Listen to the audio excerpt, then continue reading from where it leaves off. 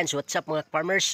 Welcome back to my channel, Search at the Farmer, ang gurong magsasaka ng Sibungas, Cebu, Philippines.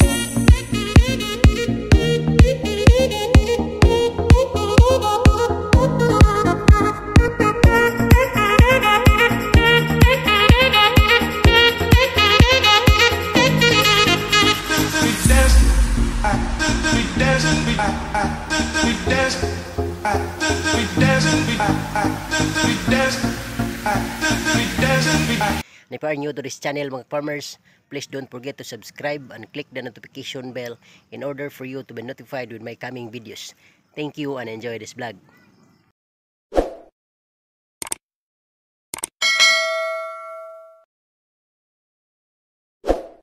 So for today's video mga farmers, ang ibabahagi ko po sa inyo mga farmers ay yung aking ika-13 pitas ng aking ampalaya. So ngayon April 22, 2024, Monday mga farmers. So today is our 13th harvest ng ating ampalaya. So samahan niyo po ako dito mga farmers. Ngunit bago po ang lahat, shout out muna sa ating matagapagsubaybay all throughout Luzon, Visayas and Mindanao. Most especially to my mentors in ampalaya farming. Shout out Agaw Jupil the Farmer, anak ni Matoy. Shout out Gaw. At the same time shout out Agaw Pino Yanggorin Kaminadi. Shout out Gaw. And of course shout out sa ating mga kaibigan mula dyan sa Team Persian Golf Qatar. Shout out Idol Aquaros at sa iyong mga kasamahan sa trabaho. So mag-iingat po kayo dyan mga idol. At the same time shout out also sa ating kaibigan mula dyan sa Manila at sa kanyang team. So lakas ng Negros TV. So bye. Shout out sa inyong lahat dyan. At the same time The Oracle Channel, shout out boss. At sa lahat ng grupo natin sa YT. So shout out sa lahat. At the same time shout out Boss Ayan Vlogs ng Kagay, Sibungas, Cebu. And of course sa ating kaibigan mula dyan sa Tiasong, Quezon Province, shout out bro Tay Bisay Magsasaka, shout out. So kumusta ang iyong mga tanim dyan, yung iyong dwarf coconut, kumusta? At saka yung sitaw mo bro, kumusta? So shout out sa inyong lahat dyan, sa iyong mga kasamahan, sa inyong pagtatanim, no? Shout out. At the same time, shout out sino pa yung mga kaibigan natin, Jojo the Farmer sa Barangay San Antonio, Southern Leyte. At the same time, shout out Sarge TV, Sugs TV, Bicolanong Tagabukid. At the same time, shout out Ka-Farmer Pilot, Gregi Farmer, Police Farmer. And of course, shout out din pala sa ating kaibigan mula sa Argao,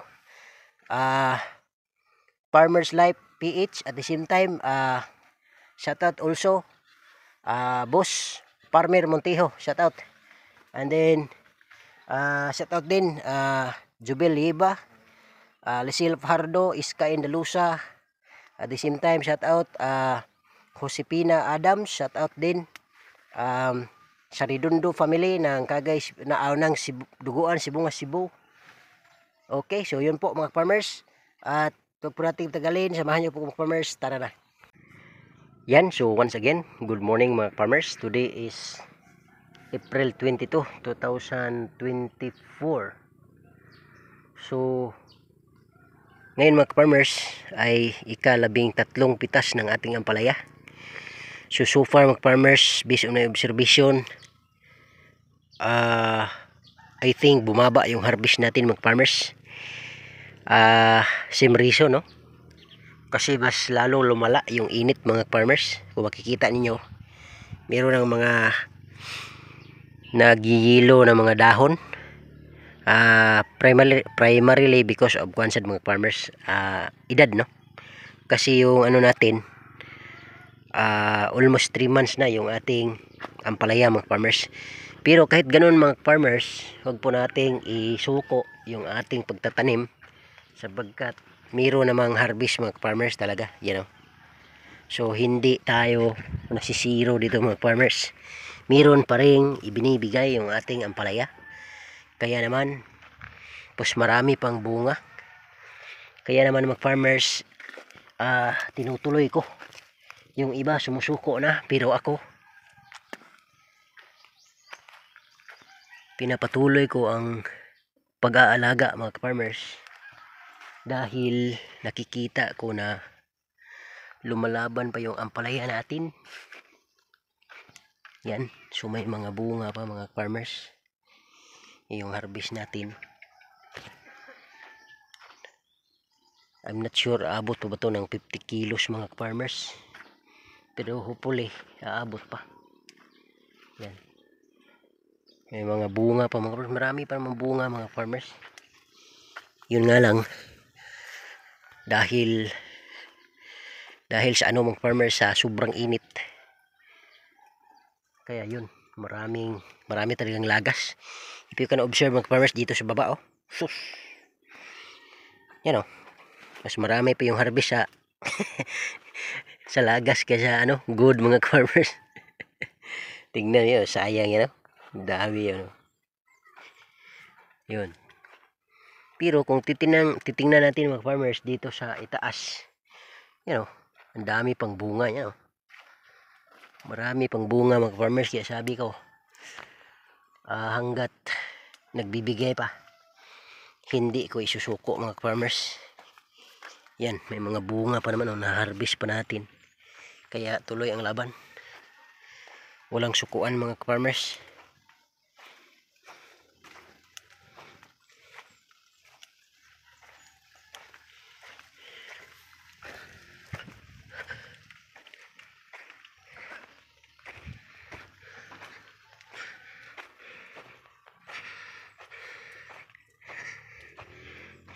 Grabing lagas mga farmers. Pero yun nga, kahit may lagas, maraming lagas, tuloy pa rin nating lagaan. Kasi nagbibigay pa naman mga farmers, hindi pa naman tayo nalugi. Meron pa naman kunting ginansya mga farmers. So mamaya mga farmers, papakita ko na lang sa inyo yung buong harvest sa araw na ito. Hakutin muna namin kasi alas 7 na. Yun nga, ang init, lumalakas na. Okay, so see you there mga farmers sa bahay. Yan, so again, good morning mga farmers. So nandito na tayo ngayon sa aming bahay.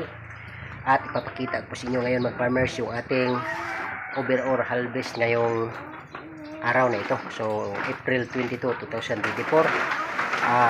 Ika-13 pitas ng ating ampalaya. So tara na mga farmers. Yan, so good morning once again mga farmers, no? Welcome back dito sa aking channel. So for now mga farmers, papakita ko po sa inyo yung ating overall harvest, 13th harvest natin mga farmers. So ito, so meron tayong mga baliko mga farmers. So may mga reject. Yan. So ito mga farmers, 16 kilos. Okay, yan. Tapos yan, 8 kilos. Ito naman, meron tayong order mga farmer. Yan, 1 kilo. 1 kilo. Tapos ito naman, 6 kilos. Shout out kay Ate Cherry, kay Ate Tina, at saka kay Ate Sunny. Tapos ito naman mga farmers, itaas. Dito yung marami mga farmers. Ito is 52 kilos mga farmers. This is for Carbon Market via Cheryl and Ryan Aldaba. Okay, so sila yung buyer natin. So shout out. So yan yung harvest natin mga farmers. Ika-13 pitas ng ating ampalaya, no? Ka-13 na harvest. So para mga farmers, napakaganda ng panahon. Sinusubukan yung ating pagiging matatag pagdating sa farming mga farmers. So okay kayo mga farmers. Sabi nga ng anak ko, okay kayo. Sa tunak, okay kayo nak. So yan. So actually mga farmers, hindi naman ganun bumaba yung ating harvest mga farmers. Marami pa yung harvest natin. Pero yun nga lang mga farmers, mas lalo po kasing uminit ang panahon. Tingnan nyo mga farmers, oh. Mag-alas 8 pa. Pero tingnan mo, ang init na. Oh. Grabe, ang init na mga farmers. Yan. Kaya, ang nangyayari mga farmers is talagang naopektahan yung production ng ating ampalaya. Pero yun nga, sabi ko, pagpatuloy natin ang laban dahil patuloy pa rin na nagbibigay ng biyaya yung ating ampalaya. So thank you Lord, no, na meron pa rin. Thanks God. In God's grace, may harvest pa rin tayo.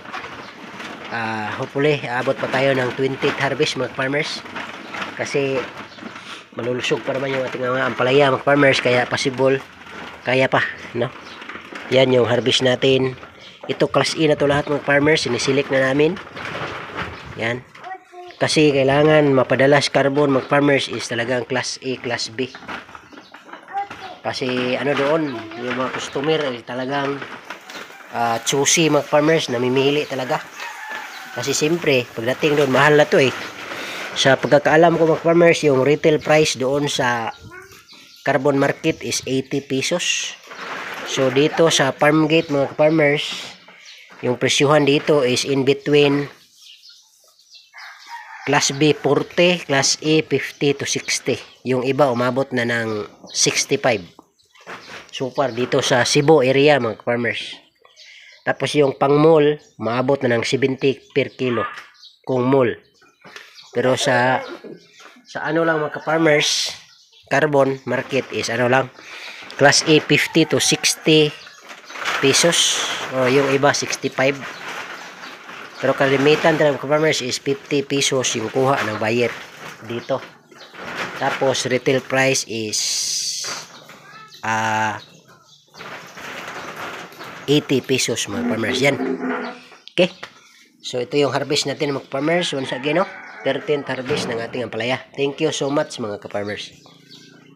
At yun po ang harvest natin mga farmers, ano, once again, no. So natay yan, si pinasok na si ganador, yung buti pa yung ampalaya pinasok sa ganador. Mamahalin yung sako, yung presyo hindi. Yan mga farmers. So meron tayong 16 kilos na class B. Yung reject estimated 8 kilos mga farmers. Tapos dito yung class A mga farmers is 60 kilos. So yan.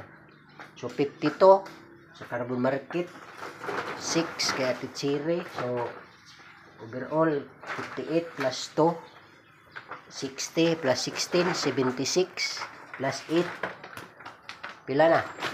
84 na yun. So overall harvest mga farmers is 84 kilos. So kaya pa, hindi pa tayo nanulugi. Anyways, ano na eh, wala nang problema kasi na ano na natin sa overall sales natin mga farmers is ano na, lumagpas na sa ano natin, sa puhunan natin. Kaya yung mga harvest natin sa mga darating na mga araw ay ano na, bonus na mga farmers. Okay, so pambayan lang ng tubig saka medisina at abono.